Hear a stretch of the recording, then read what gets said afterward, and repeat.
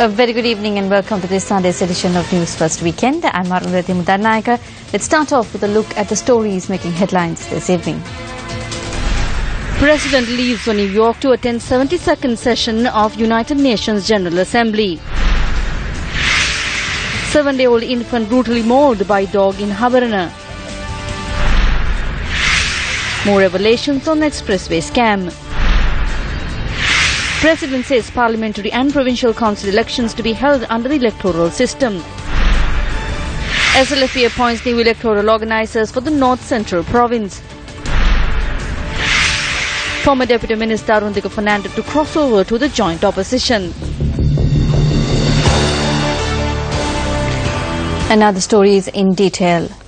In a tragic case of man's best friend turning against him, a 7-day-old infant was brutally mauled by a dog in Namalpura, Habarana today, leading to his death.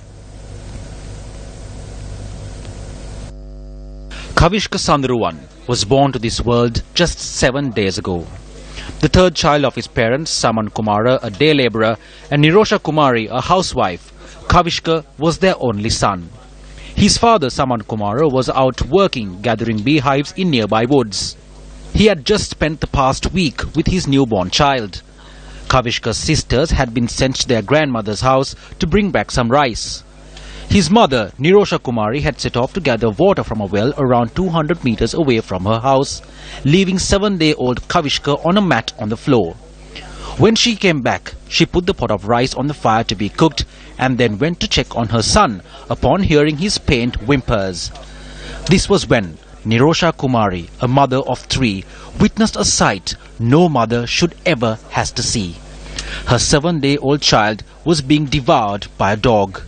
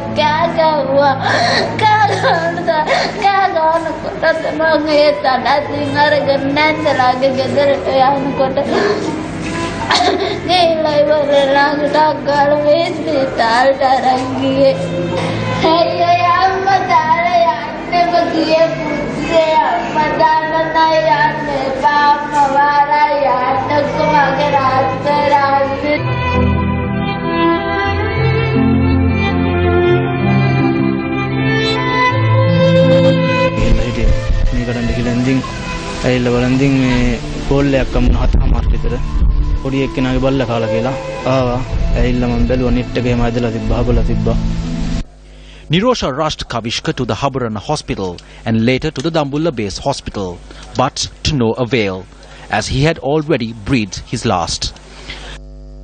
Kavishka's parents, who do not even possess the finances to perform their child's final rites, were sponsored by the staff of the Dambulla Regional Hospital to do so.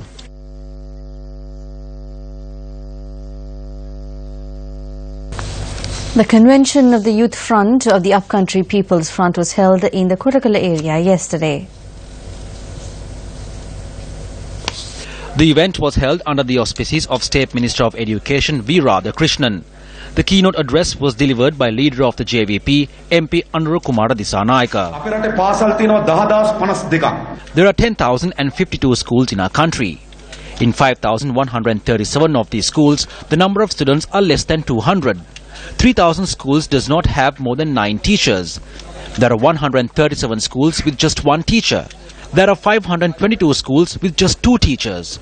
Are the children going to these schools considered as children? First of all, every student has to have the right to receive education in their mother tongue, irrelevant of whether they are Sinhalese or Tamil. In the Ratnapura district, there isn't a single school that offers advanced level education for mathematics in Tamil medium.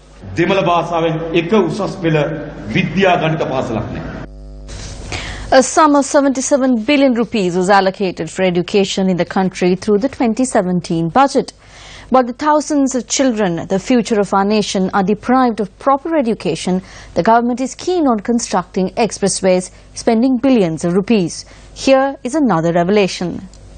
The Road Development Authority has set up plans to construct the Ruanpura Expressway from Kahathurua to Palmadulla via Horana, stretching a total distance of 73.9 kilometers. The project is to cost 275 billion rupees. However, obtaining loans for this project is still incomplete. In this backdrop, the Sunday Times reported today the Road Development Authority has begun acquiring land for the Ruanpura Expressway even before mandatory environmental impact assessment and an economic feasibility study are completed. The report says tens of families have been issued notices under the Land Acquisition Act's controversial section 38A, which allows for immediate takeover of lands on grounds of urgency with compensation to be paid in the unspecified future.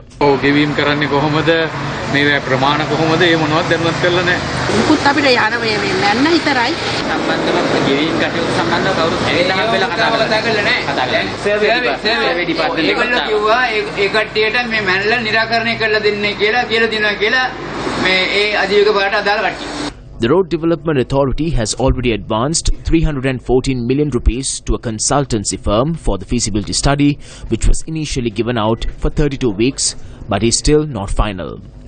The Sunday Times says the job was assigned more than 2 years ago in November 2014 to Maganaguma Consultancy and Projects Management Services Private Limited, which subcontracted it to Skills International. On the basis of anonymity, an official from the Central Environmental Authority has told the Sunday Times the RDA is violating every step in the book in its rush to push this through. Similar to the Ruanpura Expressway project, the Central Expressway project too is marred with controversy and has turned out to become a wasteful travesty. Since the environmental impact assessment was ignored and because the land acquisition and the resettlement was not carried out properly in the Central Expressway project, the Asian Development Bank and the Japan International Cooperation Agency refused to grant state concessionary credit from the Japanese government. For the first phase of the Central Expressway project, loans were obtained from the Chinese Exim Bank, while 2 local banks provided funds for its second phase. The Tokyo Mitsubishi Bank provided a loan for the third phase of the project at very high insurance premiums as well as several serious conditions. The general public made to suffer as a result of the haphazard decision-making of the government going against proper procedures. When details pertaining to these matters were revealed, the Minister of Highways, Lakshman Kiriyalla, tries to intimidate the media by saying there are revelations which needs to be made regarding the media as well. Minister, we would like to reiterate that these funds are money that belongs to the general public. Do you recall the Mahavali development project that was completed during the UMP government back in the day?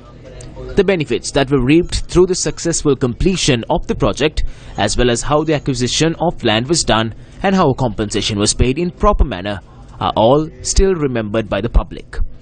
Isn't the general public suffering because expressways are being constructed at exorbitant cost, leaving aside beneficial smaller road development projects in greed?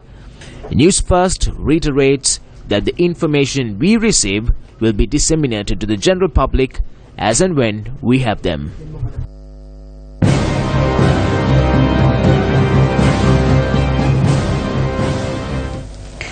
President Maithripala Sirisena departed for New York today to attend the 72nd session of the UN General Assembly. News First Shamir Rasuldin reports from New York, USA. The 72nd regular session of the UN General Assembly convened at UN headquarters on Tuesday, that is the 12th of September. The general debate will open on Tuesday, the 19th of September 2017, with the participation of many heads of states, including President Maithripala Sirisena.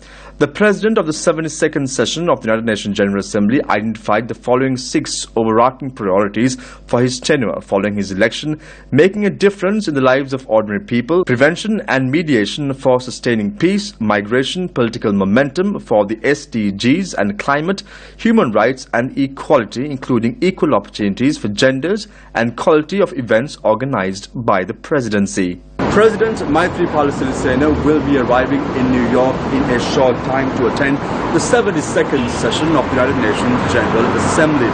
President Sirisena will be staying at this hotel, the Polaris Regency Hotel in New York in the next few days.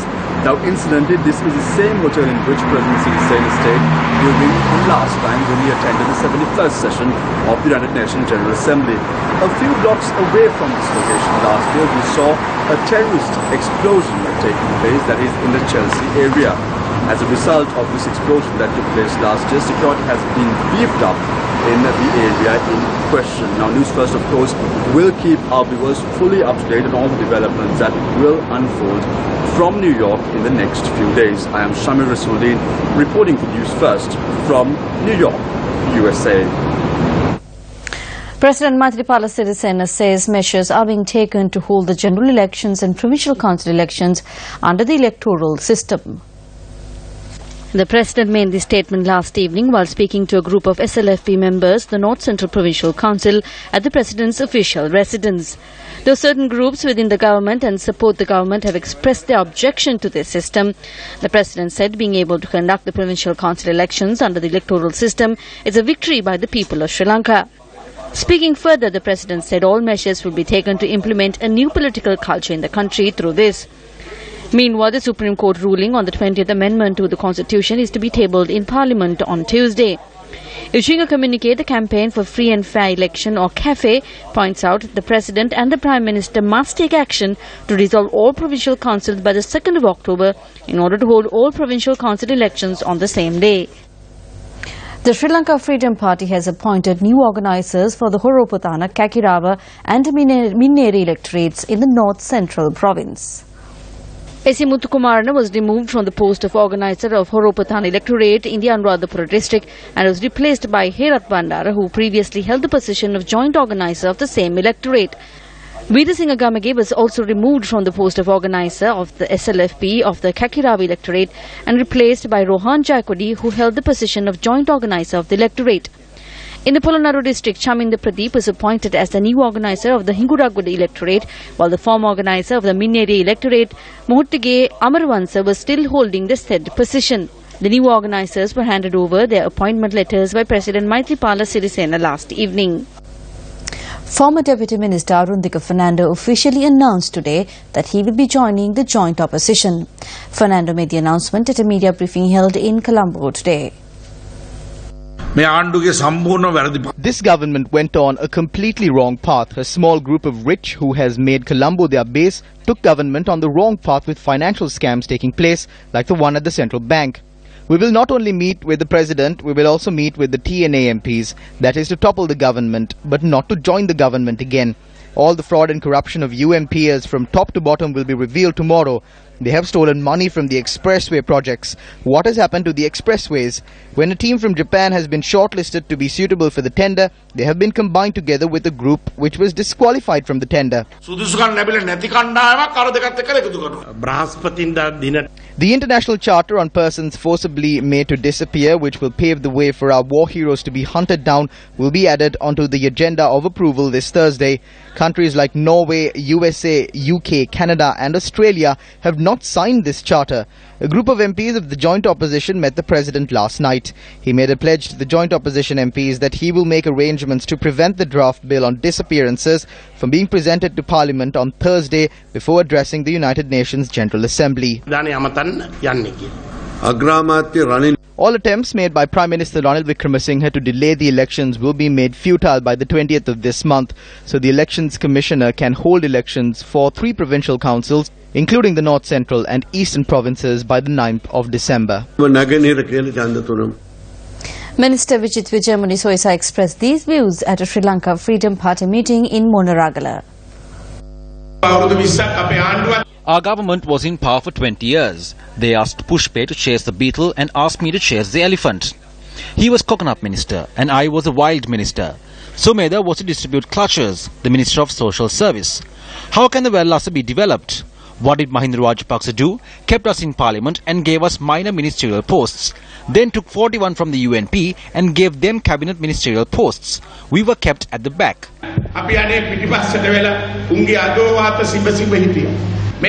Why did they send Shashinda to this district, which was already on a victorious course?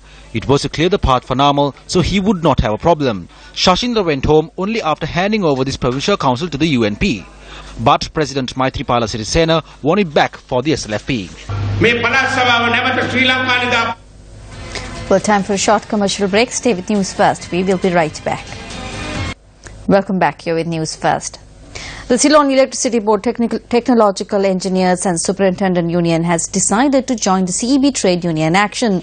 Chairman of the union Ajit Munasinghe said they will support the strike action from Tuesday as per a decision reached by its Central Working Committee.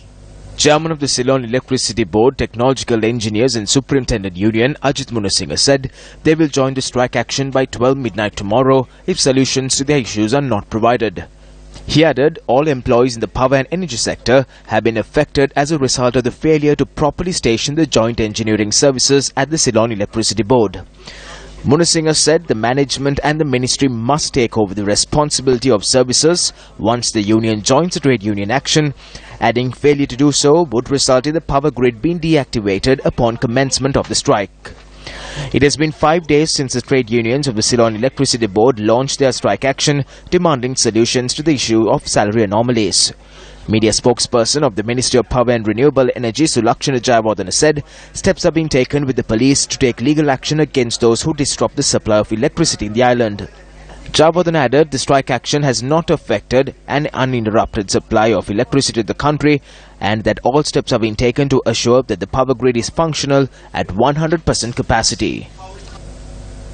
Issuing a communique, the Ministry of Power and Renewable Energy said the subject minister has informed the management to award paid leave for the CEB employees on the 2 days they engaged in their strike action. The communique further informs all employees should report to work tomorrow to ensure an uninterrupted supply of electricity, which has a direct impact on the country's economy. Also in local news, Prime Minister Ranil Wickremesinghe attended a series of opening ceremonies in the Kurunegala area today. The Prime Minister attended the opening ceremony of the new building of the Paragahadiniya National School this morning.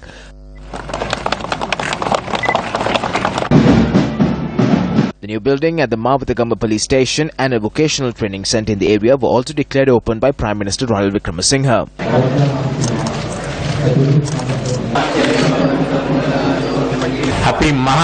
Starting from Kandy, we will develop all areas in the northwest and Gampa. The centre of it is the expressway. It was agreed to build it from the Kadawatha to Cochin area. The company agrees to provide money following the selection of areas. The Chinese Exim Bank promised to provide what's needed.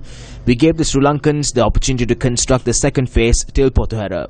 We requested the Japanese government to construct the third phase from the Pothuhara to Galagadra area. The next is the expressway from Galagadra to Kandy, and we handed over that to the Indian government, which will be done by an Indian company. I have never witnessed such an international link before. We are expecting to complete this by 2020 and we will continue this until then. Later, the Prime Minister attended the opening ceremony of the new building and the new roadway of the Vatarakam Mahavidyalaya. The foundation stone for the 460th model village of the Samata 7 housing project was laid today under the auspices of Minister of Housing and Construction Sajid Premadasa. The model village is being constructed in the Uddakandara area in Thisamaharama, which will benefit 29 families. Land aids and financial aid were presented to the beneficiaries by the minister. MP Namal must be feeling slightly ashamed now, thinking that his father was the president of the country for 2 terms and the people of the Hambantota district suffered a lot to make him the president. But what the president's son could not do is being done by Sajid Premadasa. He must be feeling disappointed, which is why he goes near thatched roofed houses and says the housing projects of Sajid Premadasa are unsuccessful. I would like to say, I will solve the housing problem of 79,000 families in the Hambantota district before facing the election. A father of 3 was killed in a wild elephant attack in Maduragiri yesterday, while in the Bakamune and Hambantota areas, 2 wild elephants died of gunshot wounds and electrocution. A father of 3 was killed in Kirilagevava area in Atabaoya, Maduragiri. Our correspondent said an elephant stormed the village from the Somavathia reserve at around 4:30 in the evening before attacking the victim. The deceased was a 54-year-old resident of Samagipura. An elephant which encroached the Polgaswava village in Kirioya, Bakamuna died of electrocution this morning. Wildlife officials says the elephant may have come from the Vasgamu reserve. The officials added that the elephant was about 25 years old and 8.5 meters in height. The elephant, which was released into the Mahavali reserve after being treated for gunshot wounds, was found dead near the Galhitia tank this morning. A group of veterinarians attached to the Udavalave Elephant Orphanage treated this elephant, which was found close to the Andaravava tank in Hambantota, in critical condition on the 14th of this month.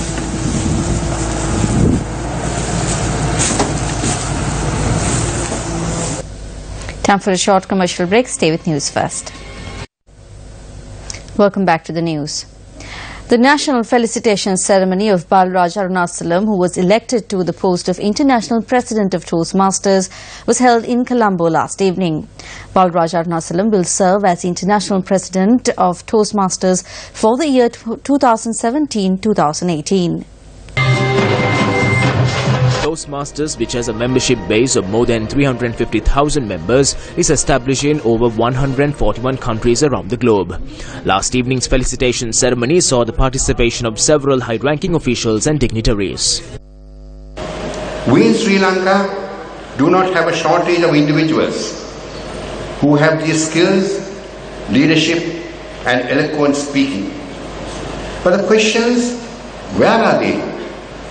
This country requires leaders who can communicate effectively, lead with clarity, and also guide the youth of today to the correct path. And if you Toastmasters can help us in that regard, this country can certainly produce more leaders like Balraj. It's a huge achievement and it's a challenge.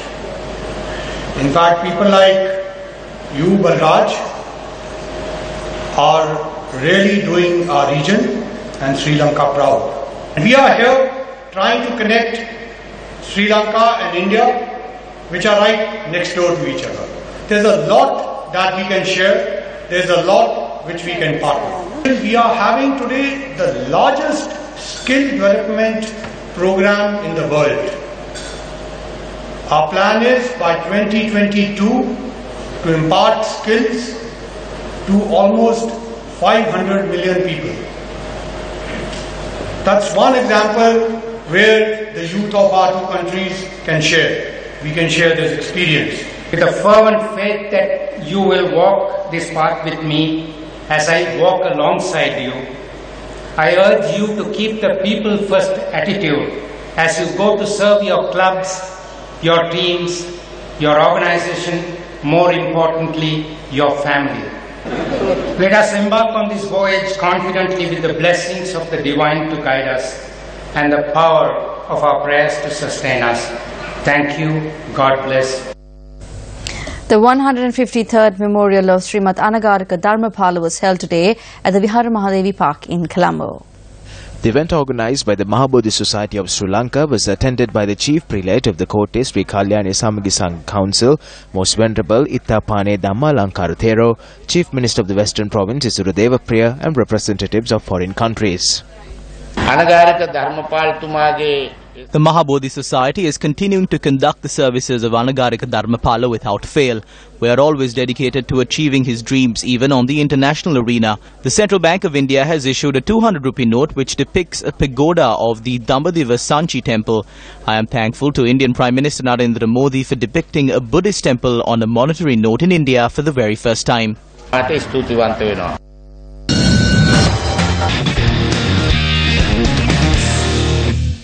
Well, that's a look at tonight's edition of Weekend Primetime News. Thank you very much for joining us. Good night.